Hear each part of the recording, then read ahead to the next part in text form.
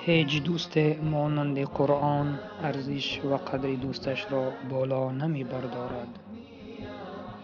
این قرآن است که روز قیامت به فایده خواننده اش شهادت می دهد. این قرآن است که به سبب خواندن آن درجه هر یک ما در بهشت بالا برداشته می شود. پس خوشا به حال کسی که قرآن را دوست واقعی خود بگیرد.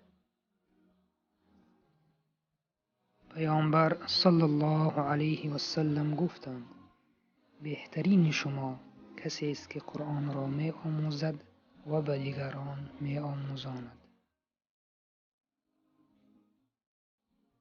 پروردگارا ما را از اهل قرآن و از دوستان آن قرار بده.